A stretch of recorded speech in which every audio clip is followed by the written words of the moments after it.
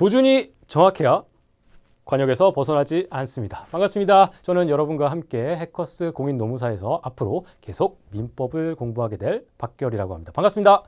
여러분 반가워요. 자, 여러분 이렇게 먼저 영상으로나마 이렇게 인사를 드릴 수 있게 돼서 진심으로 반갑습니다. 그리고 또 영광스럽게 생각하고 있어요. 자, 먼저 올해 공인노무사 1차 시험을 보신 여러분들 정말 고생하셨습니다. 너무 수고하셨어요. 여러분이 어떤 환경에서 얼마나 어렵고 치열하게 공부를 하셨는지 잘 알고 있습니다. 그 과정을 뚫고 1차 시험 모두 합격하셨을 거라고 믿어요. 자, 그리고 이 영상은 아마 제 33회 시험이죠. 내년 시험을 준비하시는 분들이 많이 보실 거라고 생각드는데요.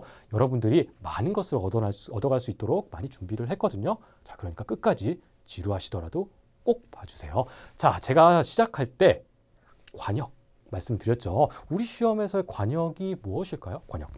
관역은 그렇죠. 합격입니다. 시험 합격이에요. 그러면 그 관역에 정확히 명중시키기 위해서 조준경을 잘 살펴봐야 되죠. 그렇죠. 그럼 그 조준경은 뭘까요?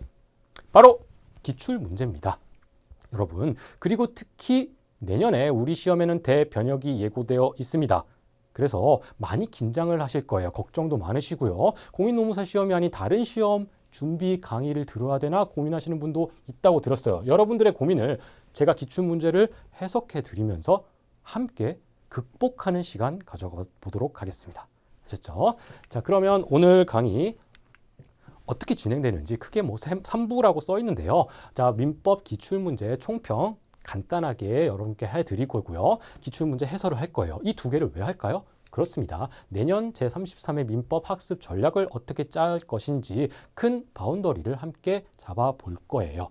그렇죠. 자, 그래서 평상시에 기출문제 강의는 어떻게 하나요? 보통 간단한 총평하고요. 한 1시간 내외로 문제 풀이에 집중을 하죠. 근데 오늘은요. 그 풀이 플러스 알파가 훨씬 더 중요해요.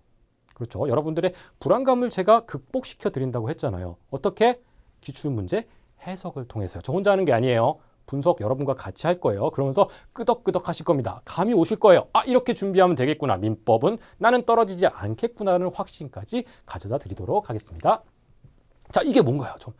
시작부터 엄청난 표가 나왔어요. 여러분들 민법을 조금이라도 공부하신 분들은 다 아시는 표예요. 그렇죠. 그리고 민법을 처음 접하시는 분들은 아마 이 영상을 안 보실 것 같기는 하지만 공포로 다가오실 수도 있는 표예요. 제가 하나하나 설명을 드리지는 않을 거예요. 네, 구체적으로 하나하나 설명을 드리지는 않고 쟁점별로 어떤 시험 문제가 파트에서 나왔는지 여러분께 표로 정리해 드린 거거든요. 자, 보시면 기분이 어떠십니까? 어떤 느낌이 드십니까? 제가 여러분께 드리고 싶은 말은요. 언제나처럼 똑같아 하래요. 지금 1회부터 오늘 이 순간까지 우리 공인노무사 시험에서 보는 시험 민법 파트는요. 네, 전 파트에서 빠짐없이 전부 다 나온다고 보시면 됩니다.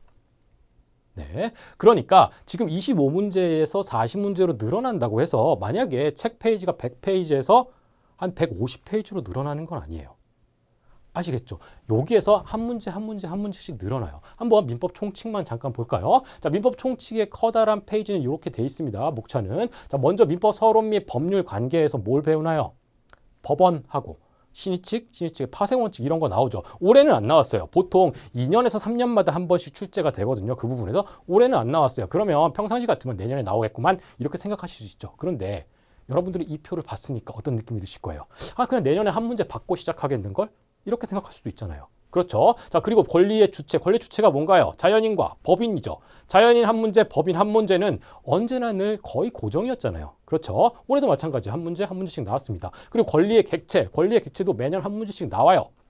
한 번은 권리의 객체 일반 나오고 그 다음은 주물과 종물 문제로 매년 한 번씩 바꿔가면서 문제가 나오거든요. 그러면 내년에도 한 문제. 자, 권리의 변동 뭔가요?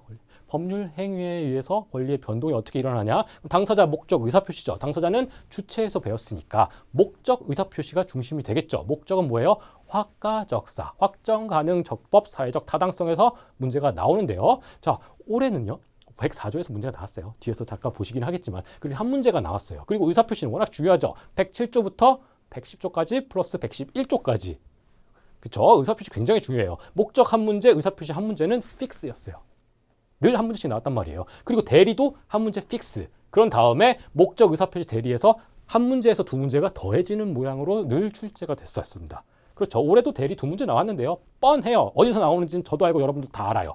그렇죠. 대리 일반에서 한 문제 나왔고 무권 대리에서 한 문제가 나왔겠죠. 네, 그렇습니다. 그리고 무효와 취소. 무효와 취소는 보통 한 문제 나왔는데 올해 두 문제가 나왔어요. 여기서 바로 시사점이 있습니다. 자, 무효 취소의 일반적인 내용 한 문제가 나왔고요. 플러스 특 A급이긴 하죠. 그렇죠. 유동적 무효 문제가 사례형으로 출제됐습니다. 유동적 무효. 토지거래 허가구역 내에서 유동적 무효 문제는요. 여기저기서 늘 특 A급 사례형 문제로 꼽힙니다. 근데 어김없이 출제가 됐어요. 자, 그리고 부관 한 문제, 조건이 한 문제 나왔고요. 기간 한 문제. 기간은 한 3년에서 4년 정도의 한 문제가 기간 계산 문제로 나오거나 혹은 기간에 대한 조문을 물어보는 문제가 나오는데요. 올해 시험은요. 네, 두 개 적절히 섞인 문제로 나왔어요. 그다음에 소멸시효. 소멸시효도 굉장히 중요하죠. 네, 어렵지 않겠지만 어렵지는 않은 형식이었지만 한 문제가 나왔어요. 자, 그러면 지금 이렇게 12문제인데요. 시험 문제가 늘어나네? 25문제에서 40문제로 늘어나네? 걱정 어떡해. 좀 더 늘려야 되고 더 지엽적인 부분에서 우리가 공부를 해야 될까라는 생각이 드시죠. 저는 뭐 그게 나쁜 방법은 아니에요. 실제로 지엽적인 부분에서 나올 겁니다. 분명히 한 4문제에서 5문제는 지엽적인 부분에서 나올 거예요. 치사해! 이런 문제 나올 거예요. 그건 과감하게 버려도 괜찮습니다. 자, 우리는 1차 시험은요. 허들이에요. 그렇죠. 여러분들 달달달달달 외워가지고 두 문자 따가지고 달달달달 외워가지고 빠짐없이 쓰는 2차 문제가 아니란 말입니다. 그렇죠. 전략적으로 접근을 해요. 그래서 한 말씀만 드릴게요. 40문제로 늘어나잖아요. 오히려 전략적 접근은 더 좋을 수가 있습니다. 선생님 그 뭔 소리예요? 미치겠구만. 그랬죠. 여러분들 공부 어떻게 하세요? 민법 공부? 1차 공부 어떻게 하세요? 자, 시작할 때 GS 연기부터 2차 노동법 공부부터 시작하시죠. 그리고 시간이 조금 빌 때마다 아마 민법부터 시작할 거예요. 양이 워낙 많으니까요. 그래서 1차 공부는 이제 시험에 임박해서 보통 시작을 하실 거예요. 그런 식으로 1차 많이 하시잖아요. 그런데 많이 쫓겨가면서 공부를 하실 거예요. 처음에는 한 80점 정도로 점수 맞아야지 고득점 맞을 거야. 나는 뭐 2차 수석은 못해도 1차 수석은 해야지. 이렇게 생각하시는 분 농담으로라도 있잖아요. 분명히 있어요. 여러분 친구 중에서. 그런데요.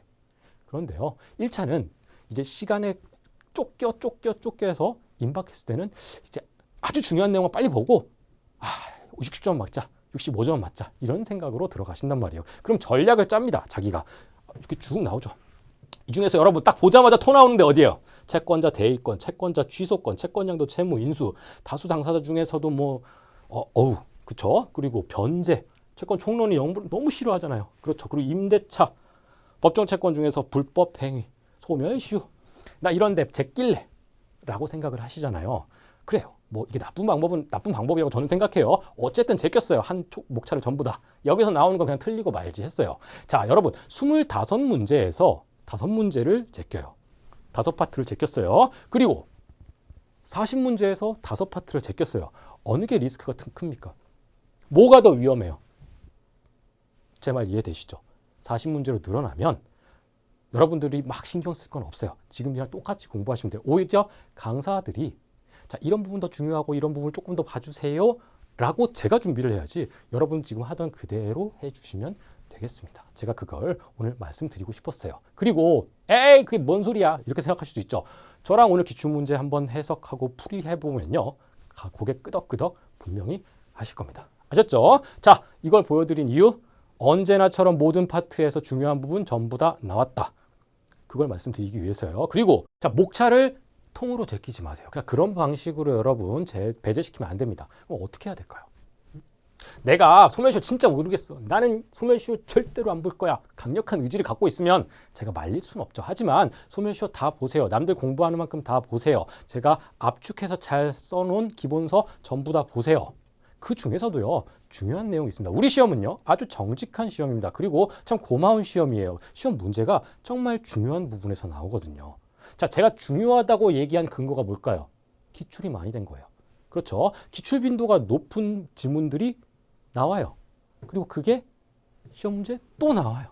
그러니까 그 부분이라도 반드시 보고 넘어가십시오. 아셨죠? 자, 그러면 쟁점별 유형을 우리가 정리를 해봤으니까요.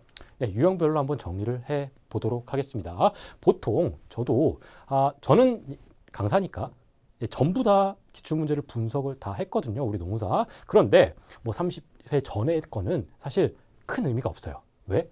지금 32에서 확 바뀌잖아요. 그래서 예시로 앞에 30회, 31회를 놓았습니다. 그리고 조금 떨어졌죠. 32회. 그리고 내년 33회를 한번 나눠서 생각을 한번 해보도록 하겠습니다. 우리 뒤에서 문제에서 잘 보겠지만 우리 시험은요. 제가 아까 정직한 시험이라고 그랬잖아요. 우리 시험은요. 보통 결론형 혹은 단문형 문제라는 유형으로 시험 문제가 출제가 많이 됐어요. 예를 들면 이런 겁니다. 다음 중 매매 계약에 대한 설명으로 옳은 것은 1, 2, 3, 4, 5. 자, 이런 식의 문제가 대부분 출제가 됐었어요. 그렇죠. 여러분도 잘 아시죠? 자, 그 중에서 우리 25문제 중에서 보통 한 거의 20문제가 그런 식으로 출제됐어요. 그리고 약간 양념처럼 사례형 2문제, 박스형 2문제 이렇게 들어갔단 말이에요. 그렇죠. 그러니까 중요한 지문들을 약간 여러분들이 어떻게 공부를 하셨냐면 달달달달 외우는 식으로 한 뭐 200개 뽑는다 지문 나중에 최후에 뭐 300개 뽑는다. 제가 이런 소문을 들어서 저도 알고 있거든요. 그런 식으로 공부하셨다고. 그런데 32의 문제를 한번 볼게요. 자, 사례형이 2문제, 2문제에서 8문제로 늘어났어요. 그리고 박스형도 5문제. 그리고 정지문형이 12문제. 이렇게 나왔어요. 그리고 거의 대부분이 제가 뭐라 그랬죠? 단문형 혹은 결론형. 저는 결론형이라고 부르거든요. 결론형 문제다가 나머지예요. 그러면 한 반 정도가 결론형 문제고요. 반 정도는 사례 박스형 문제로 나왔다는 거예요. 이게 시사하는 법이 뭘까요? 저는 이렇게 생각합니다. 내년에도 사례 문제는 40문제 늘어도 한 8문제에서 12문제 정도 문제가 나올 것 같아요. 20에서 30%는 나올 것 같습니다. 우리 시험 시행처가 어디죠? 산업인력공단이죠. 산업인력공단에서 보는 시험이 우리 시험 말고도 꽤 많습니다. 네, 변리사 시험, 가맹거래사, 감정평가사, 공인중개사, 행정사, 주택관리사보 등등이 있어요. 민법이 전부 다 1차 시험이에요. 그렇죠. 그 시험들을 전부 다 분석을 해서 보면 경향이 어느 정도 경향이 있거든요. 제일 요즘에 큰 경향은 정지문형이 늘어나고 있다. 뭐 이 정도고 박스형이 좀 늘어나고 있다. 이 정도인데 그럼 사례형이 늘어나고 박스형이 늘었고 정지문형이 늘어날 것인데 그 늘어날 비율에 대해서 한번 생각을 해보면요. 그 산업인력공단 시행 다른 시험에서 어느 정도 유출을 할 수 있잖아요. 그러면 먼저 밑에서부터 볼게요. 정지문형이 요즘에는 좀 많이 늘어나는 편입니다. 선생님 유형별에서 정지문이 왜 들어가나요? 사례형이나 박스형은 알겠는데 정지문도 무슨 유형이에요? 이렇게 얘기하실 수 있잖아요. 정지문 유형입니다. 여러분들은 책을 보죠. 책에 틀린 내용 써 있습니까? 아니죠. 적어도 기본서에서 맞는 내용만 다 보입니다. 맞는 내용이 눈에 익어요. 그런 다음에 시험장에 가잖아요. 그럼 여러분 눈에 뭐가 보여요? 뭐가 확 튀어요? 틀린 내용이 들리죠. 그래서 지문을 1번, 2번 볼 때 내가 확실하게 틀린 내용이 있으면 체크하고 넘어가면 되잖아요. 근데 정지문형은요. 네, 그게 눈에 잘 보이지 않습니다. 그래서 1번부터 5번까지 지문을 전부 다 읽으실 필요가 아마 생길 거예요. 내가 진짜 이건 확실히 맞는 지문이야 라는 게 눈에 잘 안 보이니까요. 그래서 정지문형이 늘어난다는 것은요. 난이도가 확 높아진다기보다는 시간을 조금 더 사용해야 됩니다. 그쵸? 박스형도 마찬가지죠. 박스형 다른 거 틀리면 넘어가면 되는데 박스형은요. 기억, 니은, 디귿, 리을 다 봐야 되잖아요. 보통 오지선다 문제에서는 기억, 니은, 디귿, 리을 지문이 4개가 나오거든요. 근데 올해 박스형의 5문제가 약간 테스트격으로 내본 것 같아요. 자, 너희들 요렇게 나올 거야 내년에 라고 예시를 준 거죠. 기억, 니은, 디귿 3개까지밖에 안 나왔어요. 왜냐면 우리는 시간 적으니까 너무 불쌍하잖아. 그래서 좀 봐준 것 같아요. 그 다음에 사례형이 8문제로 나왔는데 사례형도 2가지가 있습니다. 하나는 보통 준사례 혹은 부진정 사례 이런 식으로 부르는 건데요. 저 이런 식으로 구분하는 거 별로 좋아하진 않지만 여러분들의 설명을 드리기 위해 예를 들면 이런 거예요. 앞에서 얘기했죠. 다음 중 매매 계약에 대해서 옳은 것은 을 어떻게 바꾸냐면요. 각과 을은 매매 계약을 체결했다. 다음 중 옳은 것은 이렇게 해요. 그럼 이거 말장난 같기도 하고 이게 사례야? 라고 갸우뚱하죠. 그런 문제가 우리 시험 2문제일 때도 한 문제씩 나오긴 했어요. 근데 8문제 12문제로 늘잖아요. 그 중에서 그런 것도 한두 문제가 나올 겁니다. 그리고 3문제에서 4문제 정도는 풀 사례가 나올 겁니다. 통사례라고 불리는 문제들이 나올 거예요. 그건 뭐냐면요. 자, 여러분 말이 조금 새는 건 아니에요. 다 연결됩니다. 자, 여러분이 기출 문제 출제위원이랑 문제 어떻게 낼까요? 자, 법학은 사회과학이에요. 그러니까 늘 양 입장이 싸워요. 내가 맞아 하고 논리로 싸운단 말이에요. 그럼 누군가 그거를 판단을 해줘야 될 거 아니에요. 그 판단하는 사람이 누구죠? 그렇죠. 대법원 판례예요. 대법원이 결정을 내려준단 말이에요. 그러니까 시험 문제를 낼 수 있는 근거는 첫 번째 대법원 판례고요. 그러면 대법원 판례, 대법관님들이 뭘 보고 그런 결론을 내릴까요? 기본서? 책? 아니죠. 조문이죠. 그렇죠. 그래서 우리가 봐야 되는 거 결국 조문과 판례 두 가지밖에 없는 거예요. 이 외에서 시험 문제 내면 네, 욕먹습니다. 바로 이의 신청이에요. 결국 두 개란 말이에요. 그러면 판례 보세요. 판례는 두 사람들이 싸운 거라 그랬죠. 어쨌든 판례가 만들어지면 실제 사례가 생깁니다. 실제 사례가 생긴다는 겁니다. 그렇죠. 그래서 실제 사례를 하나 탕 주고 1, 2, 3, 4, 5 이렇게 한 세 문제 정도는 나올 수 있어요. 그러면 굉장히 어려운 시험이 돼요. 어려운 사례가 될 겁니다. 자, 정리해 드릴게요. 자, 먼저 사례형, 박스형, 정지문형이 늘어나면 어떤 객관적인 문항의 난이도가 확 올라가진 않아요. 난이도가 확 올라가진 않아요. 그런데 사례형, 박스형, 정지문형 제가 계속 말씀드린 게 뭐죠? 그렇죠. 이게 많아지면 시간이 부족합니다. 그래서 제가 이건 거의 확신할 수 있어요. 올해 시험 보신 분들 있죠? 올해 시험 보신 분들의 제가 1차 후기는 누가 많이 안 쓰잖아요. 그렇죠? 지금 최종 합격자 나오지도 않았으니까.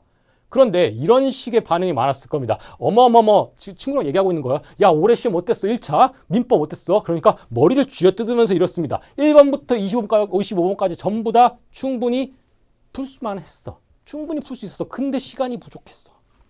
라는 반응이셨을 거예요. 맞죠? 내년도 마찬가지일 겁니다. 40문제 각 문항마다 객관적인 난이도가 확 올라가진 않아요. 보셨잖아요. 마찬가지라니까요. 여러분 공부량도 거의 비슷할 거예요. 아주 약간 늘어나지만 거의 비슷할 거예요. 근데 시간 문제가 발생할 겁니다. 이런 식으로 넘어가면서 선생님 사례형 한 세 문제는 어렵게 나올 거라면서요. 네, 어렵게 나올 거예요. 그런 걸 제끼시는 겁니다. 아셨죠? 목차별로 하나하나씩 제끼시는 게 아니라 그런 문제를 제끼시는 거예요. 그렇게 전략적으로 접근하시는 겁니다. 아셨죠? 근데 40문제예요. 40문제 중에서 한 3, 4문제 지엽적인 문제 있잖아요. 그럼 한 5문제는 과감하게 버리고 시작을 해도 괜찮다는 겁니다. 왜? 우리 시험에서 1차는 허들에 불과하기 때문입니다. 아셨죠? 자, 그러면 바뀌는 제도에 대해서 정확하게 한번 볼게요. 제가 학습 전략을 명확하게 짜드리지 않을 거예요. 왜? 지금은 기출문제 시간입니다. 여기에 대한 자세한 얘기는 이 파일과 함께 업로드될 오리엔테이션 강의가 있을 거거든요. 그 오리엔테이션 강의를 조금 참조해 주세요. 조금 더 길게 같은 내용을 조금 더 길게 말씀드릴 테니까요. 자, 이게 바로 지금까지 실시됐던 1차 시험입니다. 가장 여러분들이 이걸 딱 보자마자 뭘부터 봅니까?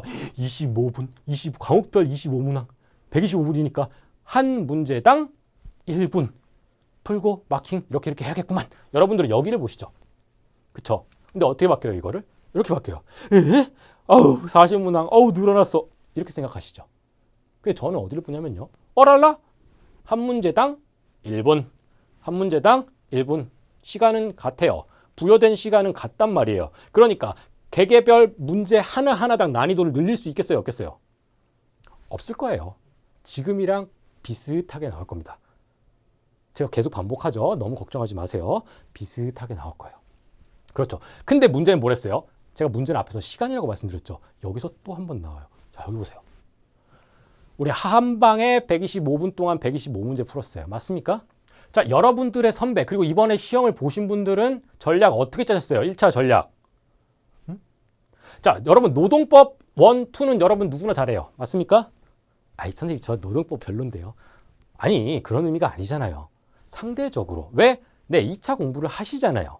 그러니까 노동법 잘 하십니다. 1차. 그래서 여러분들 전략 이렇게 짜실 겁니다. 25면 총 50분 정도 되죠. 50분 정도 되는 시간을 전부 다 노동법에 또 붙진 않아요. 그쵸? 한 30분 정도, 35분 정도 하고 10분에서 15분 정도를 민법에 투자하는 방식으로 지금까지 쭉 전략을 짜셨을 겁니다. 맞나요? 그렇죠. 그러니까 거기에서 민법을 조금 세이브 시키는 게 아주 정석적인 전략이었어요. 그런데 어떻게 바뀌나 보세요.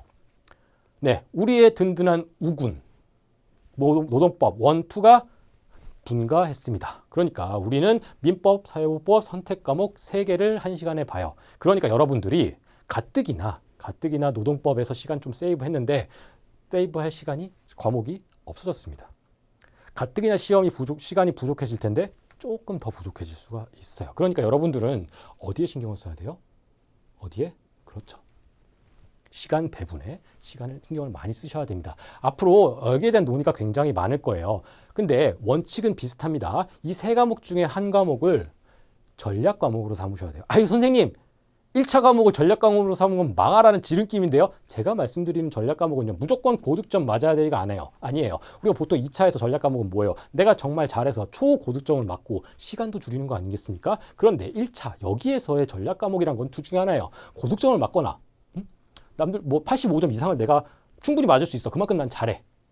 그게 아니면 시간이라도 줄일 수 있는 난 빨리 이건 이상하게 빨리 풀리더라 이런 과목 있잖아요. 셋 중에 하나. 근데 그 중에서 민법을 전략 과목으로 하시는 분은 굉장히 없을 거예요. 물론 예외는 있으니까 이런 분 있겠죠. 법대 나와가지고 다른 시험 준비하시다가 민법은 정말 잘하시는 분도 있긴 있을 겁니다. 그런 분들은 뭐 큰 부담이 없죠. 다른 시험 다른 과목까지 같이 보면 되니까. 자, 이런 식으로 전략 과목을 하나 설정해가지고 시간을 조금 세이브할 필요가 있습니다. 최소 10분에서 15분은 버셔야 돼요.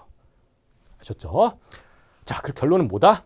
바뀐 시험에서 가장 큰 리스크는 뭐다? 네, 시간입니다. 난이도가 아니에요. 난이도는 객관적 난이도는 비슷할 겁니다. 아셨죠? 자, 결론입니다. 바뀐 시험에서 걱정하지 마라. 과도한 걱정할 필요 없다. 오히려 좋은 측면이 있다. 자, 두 번째, 사례형 문제 대비는 반드시 해야 된다. 사례형 문제가 기존에서 한두 문제에서 갑자기 많이 늘어날 것이다. 그러니까 사례 문제 대비해야 된다. 다만 제 수업을 들으시거나 제 문제풀이 강의를 들으신 분은 큰 걱정은 하지 않으셔도 됩니다. 저는 기본 강의 때부터 무조건 사례형 대비가 아니에요. 사례형 대비가 아니라 그 개념을 가장 효과적으로 전달시킬 수 있는 방법이 갑, 을, 병 등장해서 사람들이 등장해서 쿵닥쿵닥 해가지고 싸우고 어떻게 뭘 주장하고 항변하고 자 이런 식으로 사례형으로 설명을 드리거든요. 그러니까 애초에 강의가 사례형으로 진행이 돼요. 사례형 대비가 아니라 사례형으로 진행될 수밖에 없어요. 그렇죠. 그렇기 때문에 사례형은 저런 거구나 라고 수업을 들으면서 자연스럽게 체득이 될 거예요. 그런데 그거랑 문제 푸는 건 전혀 다른 문제거든요. 그래서 자, 첫 번째 기본 강의 수강했을 때부터 사례가 이렇게 진행되는 거구나 자연스럽게 체화시킬 거고요. 자, 두 번째 문제를 좀 많이 푸셔야 됩니다. 사례형은요. 네, 문제풀이 스킬이 필요해요. 만약에 문제를 안 풀잖아요. 아까 맞잖아요. 똑같은 말을 한 줄이면 끝날 말을 4줄, 5줄로 늘려요. 오늘도 보실 거거든요. 그걸 다 읽고 나면 이거였어? 막 이런단 말이에요. 그래서 스킬이 필요합니다. 문제풀이 스킬이 필요해요. 그렇기 때문에 문제를 좀 많이 푸셔야 돼요. 제 강의도 문제풀이 강의가 다른 학원 아니면 기존에 진행됐던 수업보다 조금 길 수도 있어요. 그거는 이거 사례형 때문입니다. 사례형 대비 때문에요. 그러면 선생님 사례형 다 버리면 안 돼요? 버리기엔 양이 너무 많아졌죠, 이제. 예전에 2문제니까 버려도 됐지만 지금은 너무 많아졌죠. 그러니까 사례형을 완전히 포기할 수가 없어요. 그러니까 문제풀이 강의 강력 추천드립니다. 자, 그리고 결론은 뭐다? 관건은 시간 배분이다. 됐죠? 여러분 어때요?